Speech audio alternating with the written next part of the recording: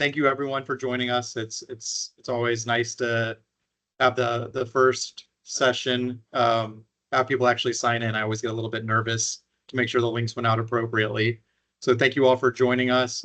We have an exciting run of a couple of months every Wednesday at noon. So feel free to sign up for all of them if you haven't. If you have a change of mind of what you want to sign up for, we can get those links to you.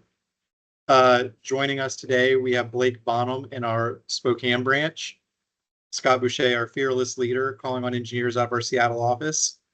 For those of you who don't know me, Chris Woldridge, also one of our sales engineers, and then newly joining us in our Seattle office is Nick Andrews. So he has about a decade of consulting engineering experience, and he'll be working with Scott and I in the Seattle office, supporting our designers and engineers with these products. Yeah. So joining us today is Phil Stazak with Greenheck, and one of the newest business units at Greenheck, the rooftop unit division with the new Model RT, which just kicked off within the last few months. With that, Phil, give us your background a little bit and jump us into the new product. Okay, excellent. Well, first off, Chris, thank you for the honor here of kicking off the fall session here of the Dorse Power Hour. My name's Phil Stazak. I've been with Greenheck. This January will be 19 years for me. So very long time, couple different things that I've splashed around in. So I've got 8 years manufacturing background. A lot of my manufacturing experience is actually I guess, look at it as the parent of the Model RT. So our DOAS unit, the Model RV. Spent a lot of time in production around copper tube bending, brazing, and I was the last guy to actually charge that system and send it down the way before it actually ended up out to the end user. Did that for 8 years, and then when I made my move into the office, I was hired on for technical support. So I did troubleshooting, assisting on startups for about 3 years, anything RV related, so our DOAS models, Makeup Air, and energy recovery. And then after 3 years of service, I ended up, the last 8 years of my career have been with Makeup Air. So still miss my dragon that breathes fire. So direct gas fired applications, very heavy focus around that, more industrial process type, bringing in fresh air to exhaust it back outside.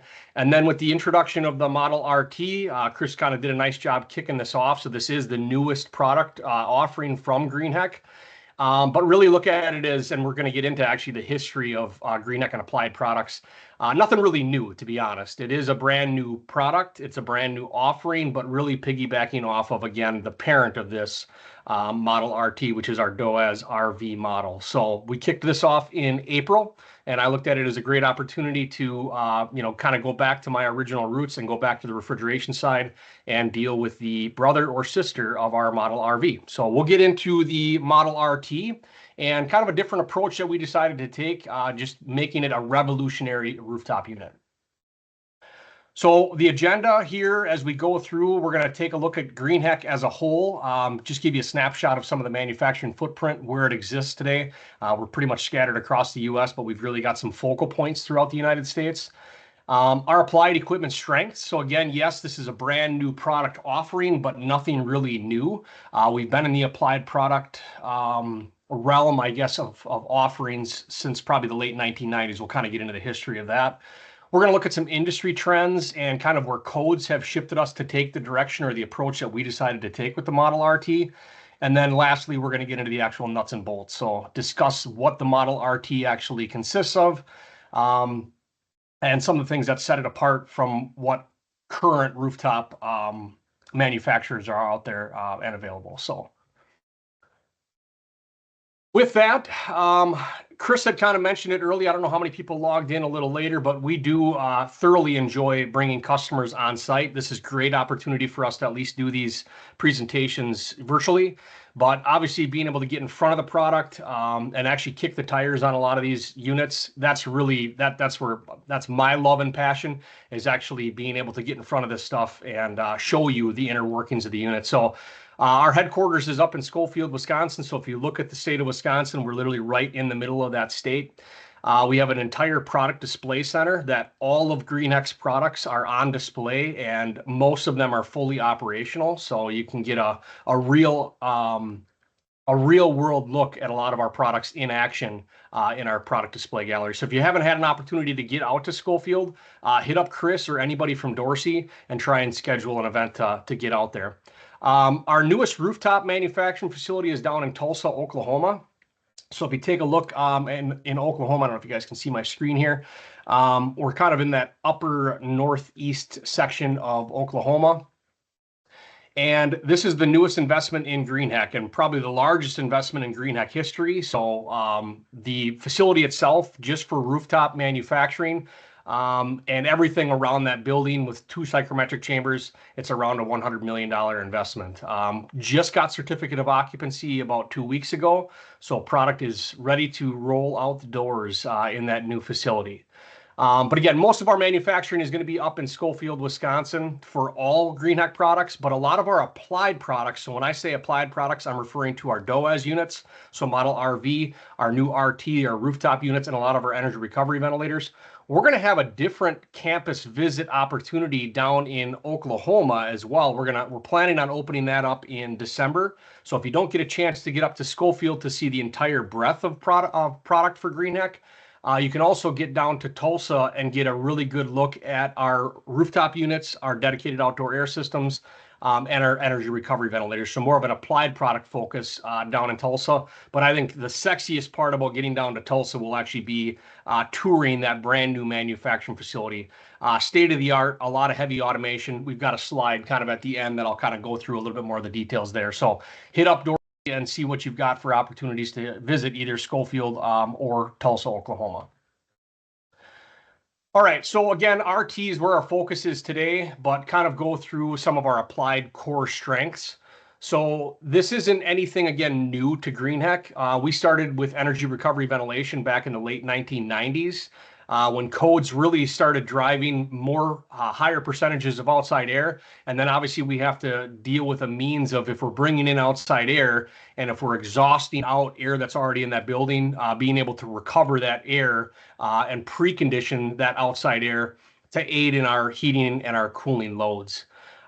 This kind of piggybacked right into our dedicated outdoor air systems, which came around. I remember the first RV model was 2013. And that was when we actually used to produce all of the dedicated outdoor air up in Schofield. Now everything is down in Tulsa, Oklahoma. But 2013 is about the time frame of true DOAS system. And really even earlier than that, we had an old model ERCH that the RV model today kind of replaced. And then all of that knowledge and everything that we've had from manufacturing experience and everything really from these things being out in the field brought us to kind of the opportunity and a window of opportunity today with the packaged rooftop units. So literally in April here, we decided to go and launch the RT model, which is more of a rooftop application. So not really that dedicated outdoor air or 100% outdoor air application. This is really geared around more of those partial recirc applications.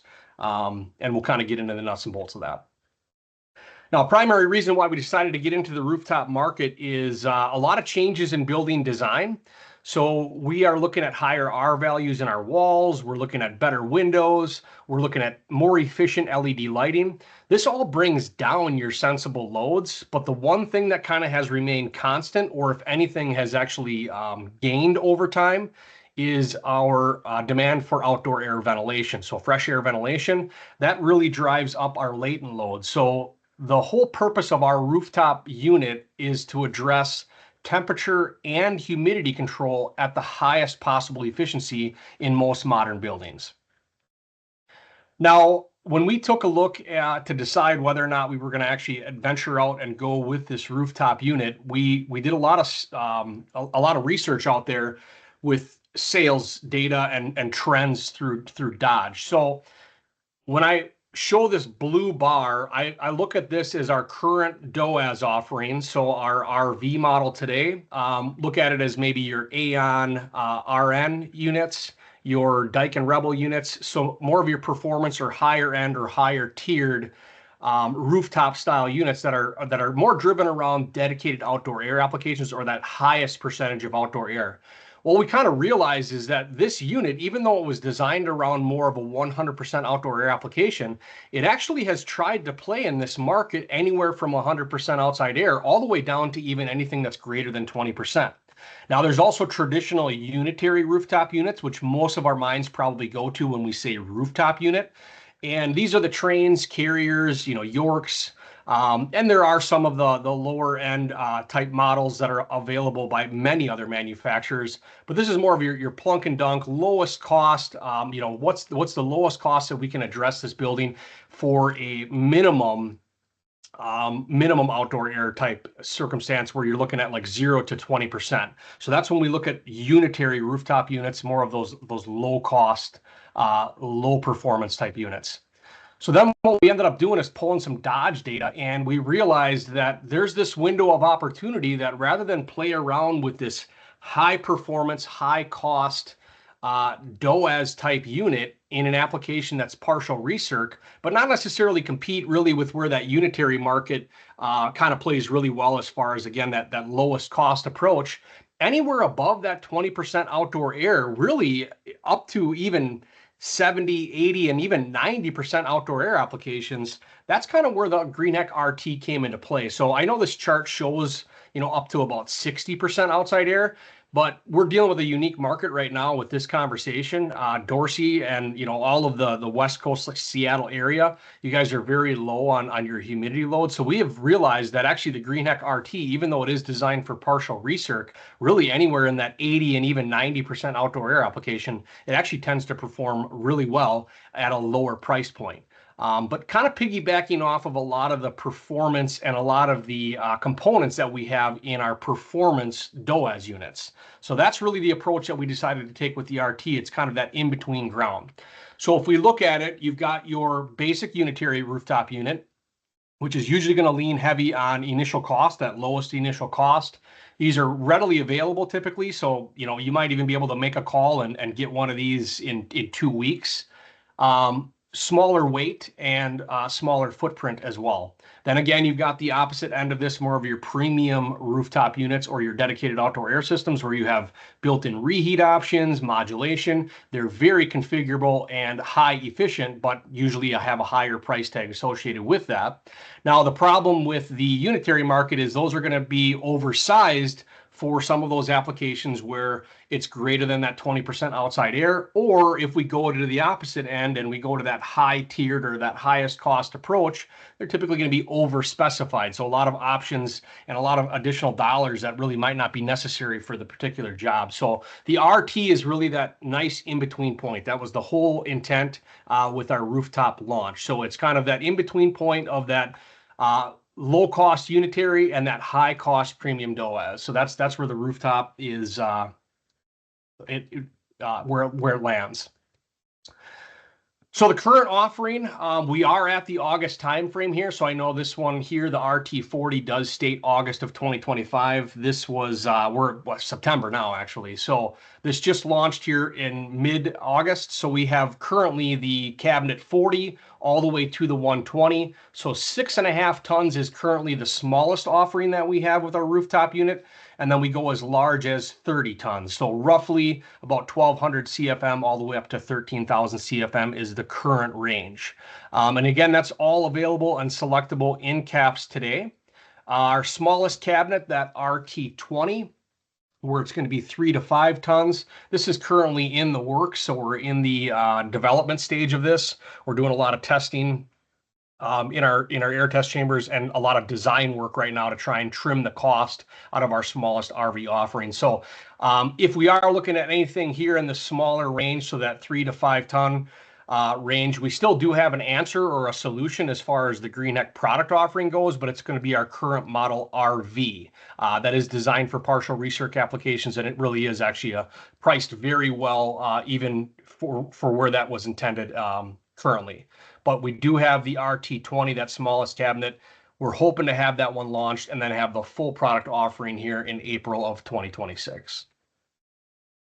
Now, some of the things to pay attention to with what really breaks our RT out from and what makes it different from what you see on the market is we decided to standardize on a lot of the features that were available in our premium DOAS unit, but we kind of trimmed down the footprint and we trimmed down a lot of the manufacturing process to trim out some of that cost.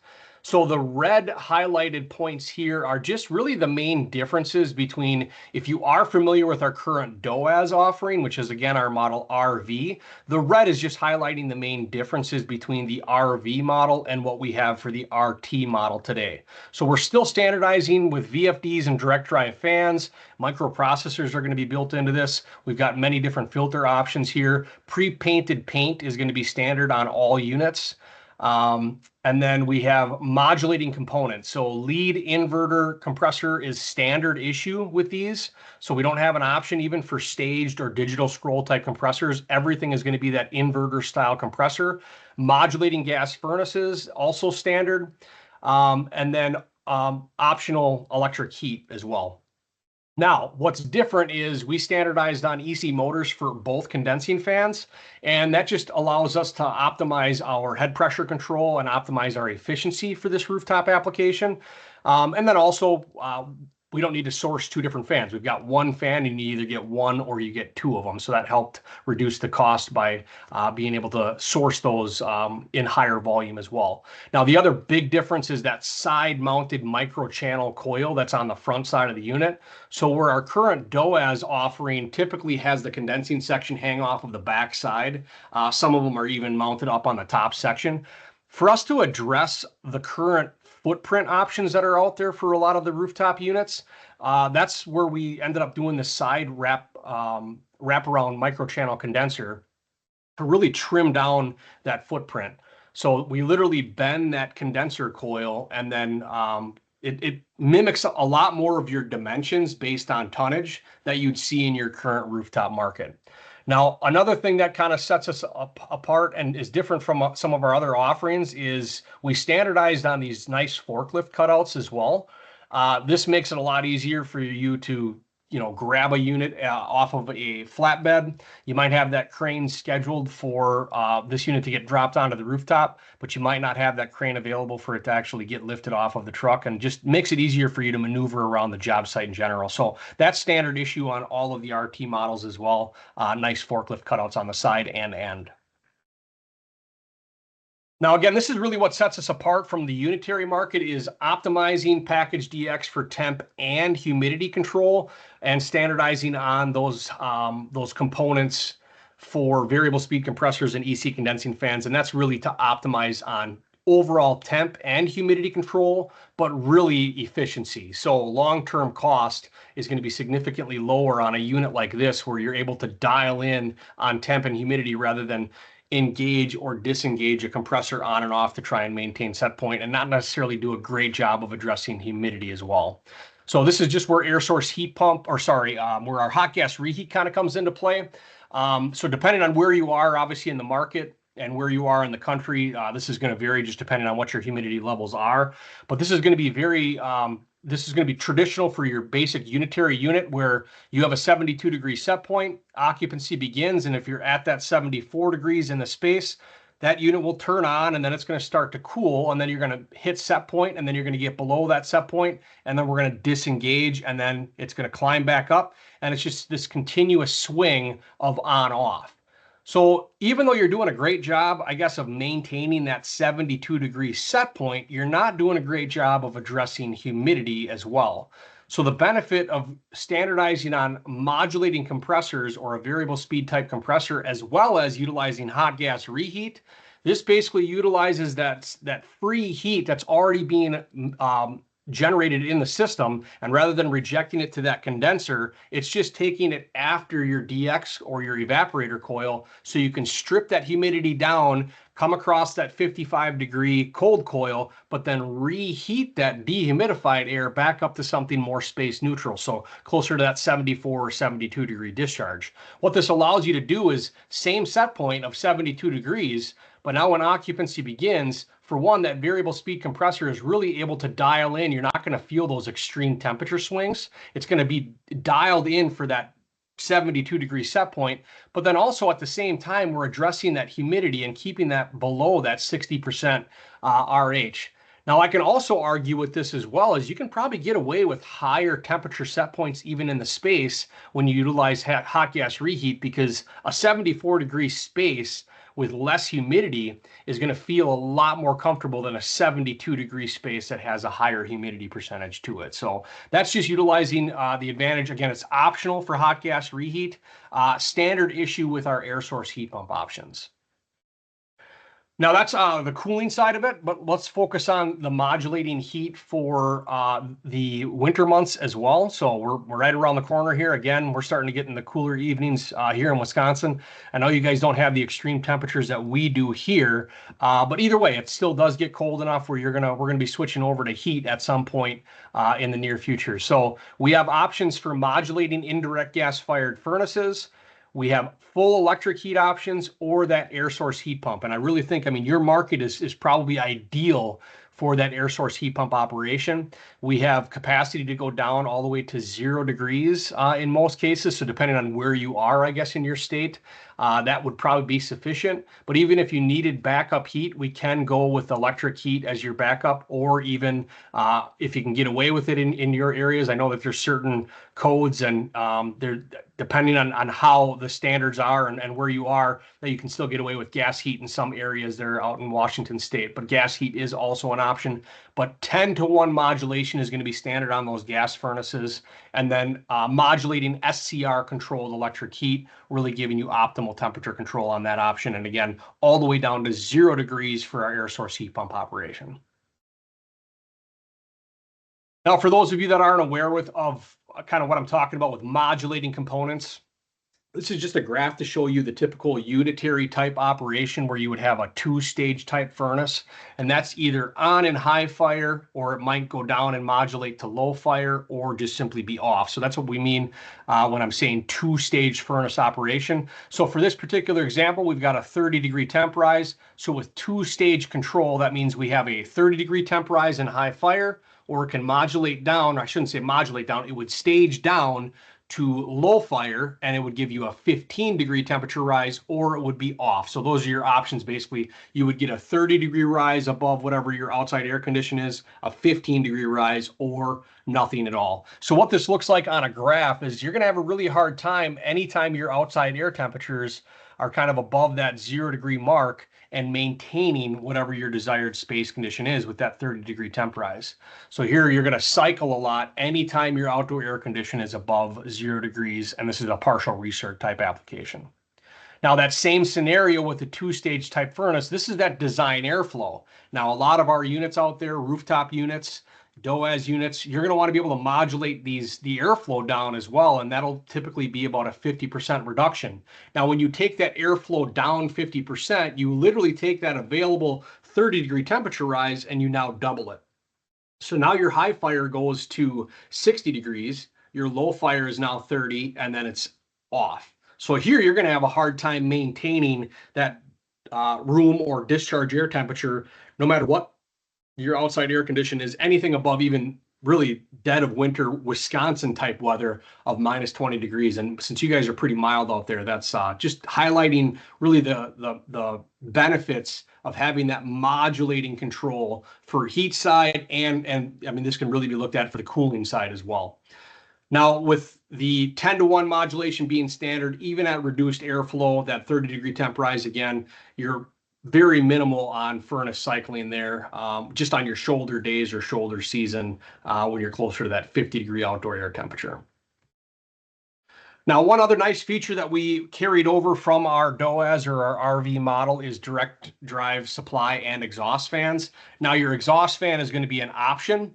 You can do barometric relief or no exhaust fan or barometric relief at all. Now, typically, if you're going to try and do like an economizer type function, you're going to want powered exhaust or at a minimum that gravity relief damper. So those are options, but standardizing on that direct drive supply fan and literally using the same fan assembly as our current RV offering. So up to 4 inches of external static pressure capability.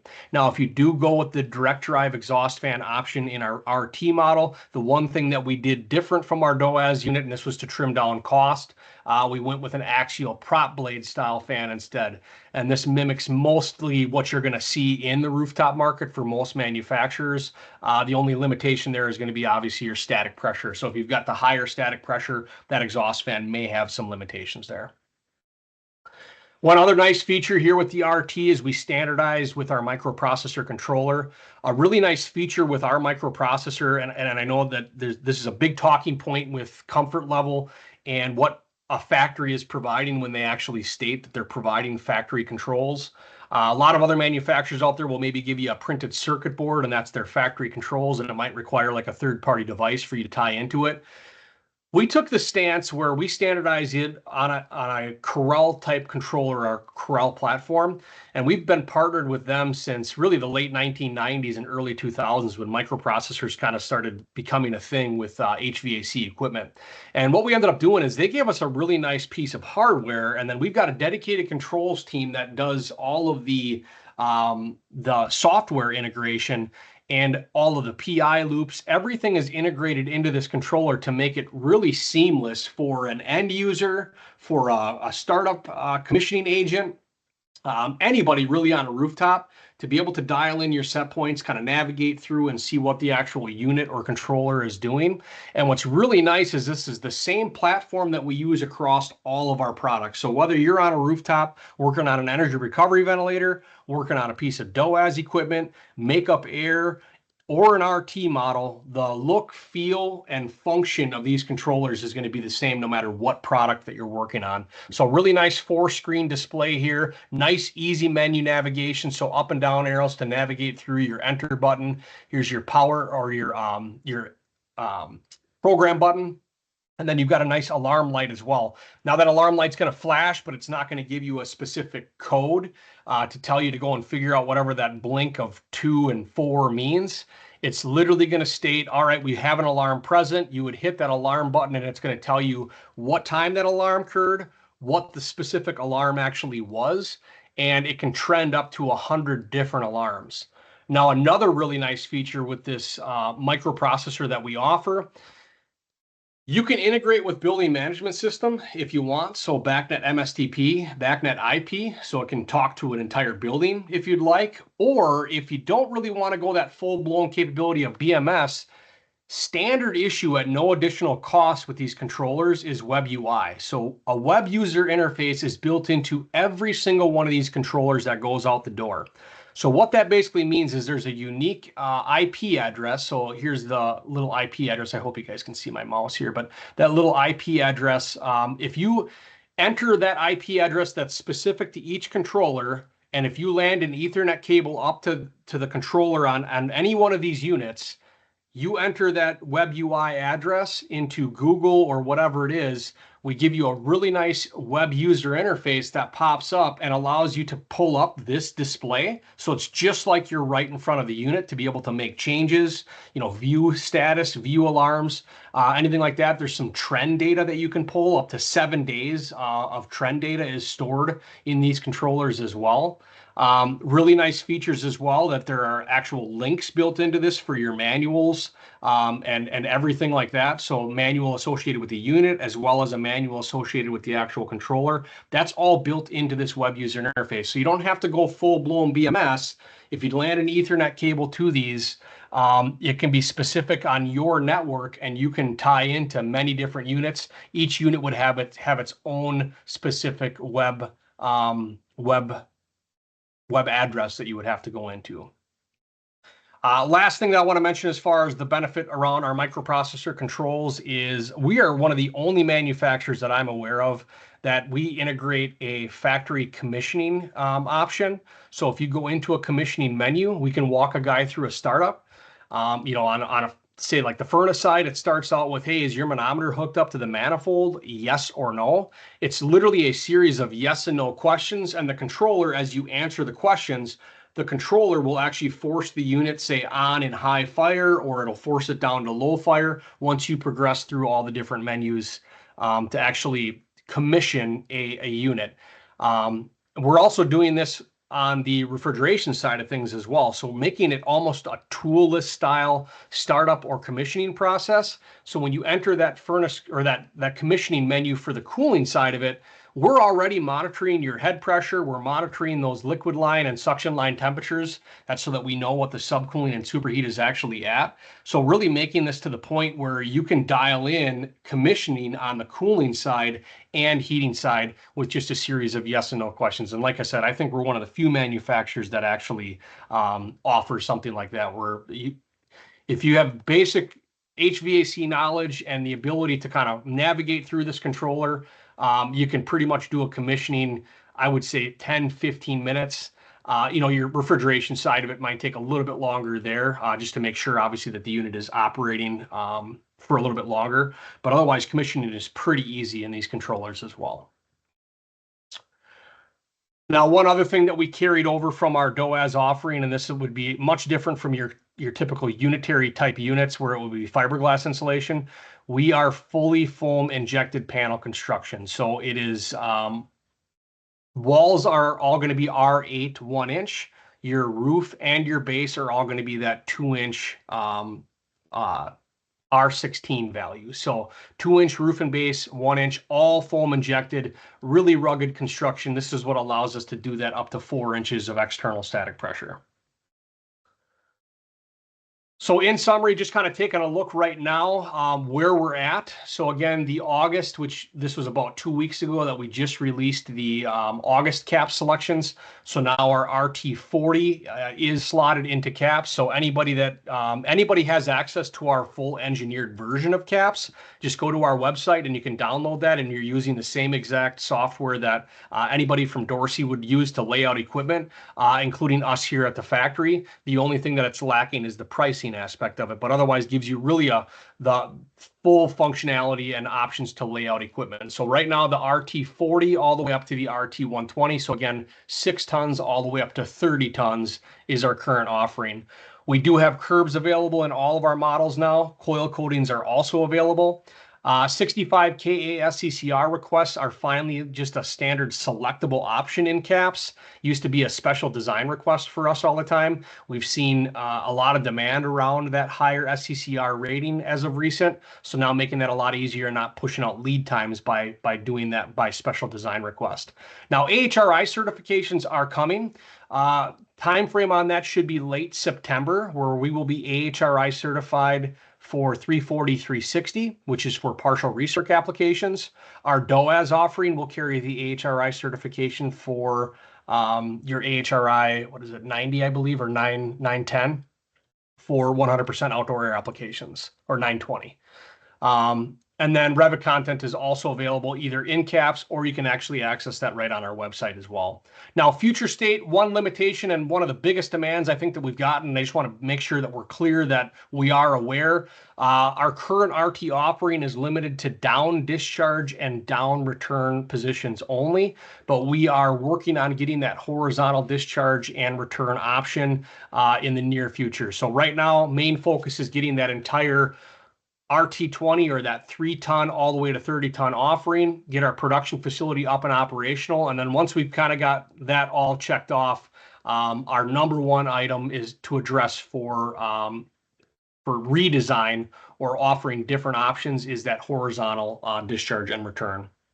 Sound data is coming also in the near future here, as well as if anybody really insists on not utilizing, factory integrated controls, the microprocessor will still be included in all of our units, but we will have heat cool only options, or where there's a terminal strip that kind of ties in to still be able to operate our unit off of a basic thermostat or somebody else's controls if they insisted on that.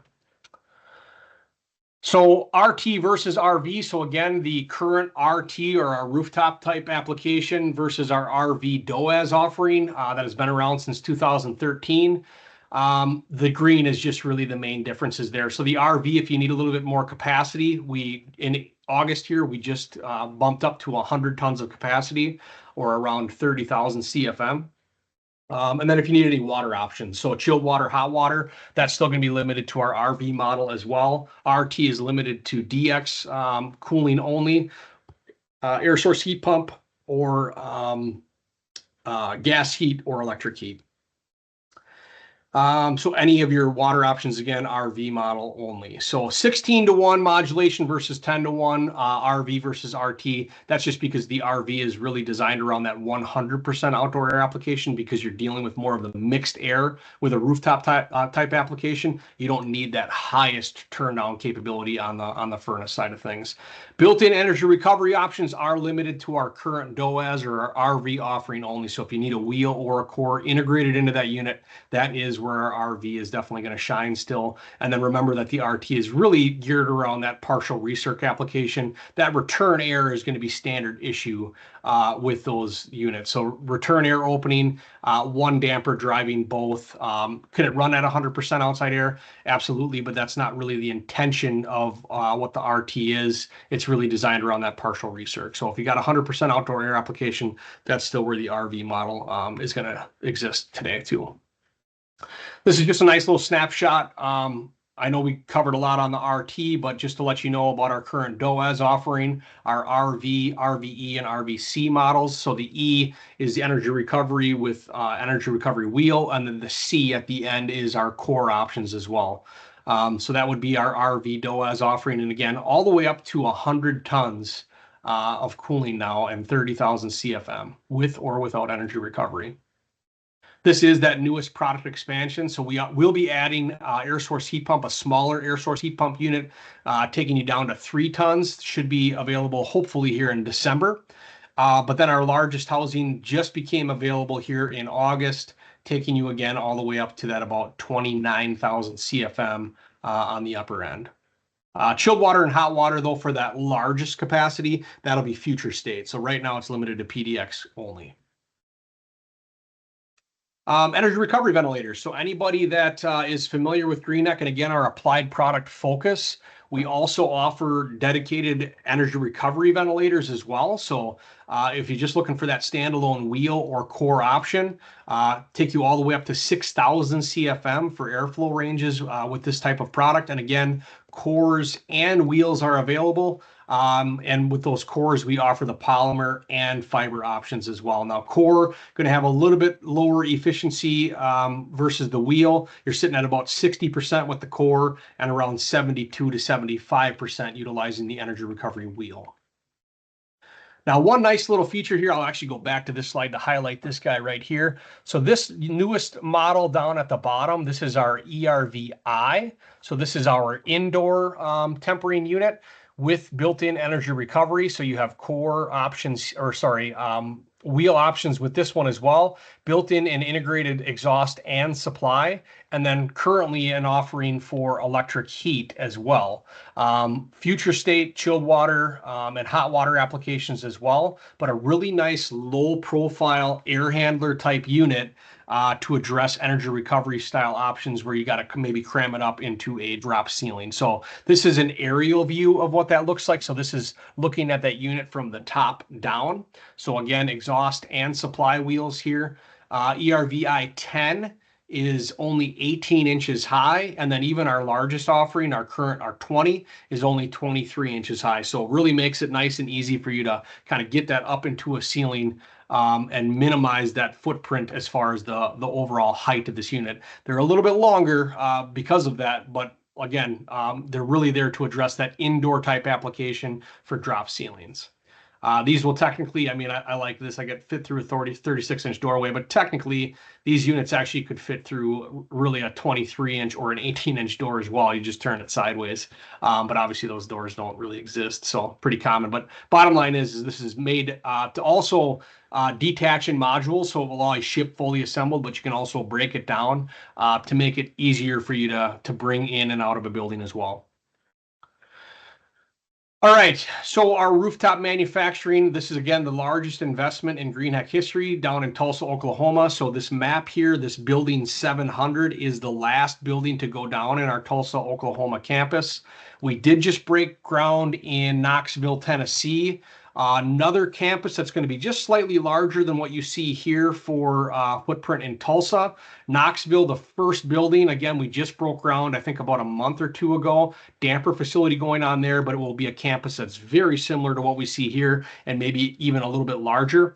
And there's already talk about possible investment here where rooftop units and rooftop manufacturing in Tulsa, as well as possibly another building very similar to this in Knoxville, Tennessee. So this one, we just got certificate of occupancy 2 weeks ago. So really excited to start seeing product actually flow through this plant. There's also 2 psychrometric chambers. So it's a 2-tiered psychrometric chamber, upper and lower, really allowing us that lab space for dedicated outdoor air systems and rooftops to really expand our offerings and run these things through the ringer. We can create that environment for testing.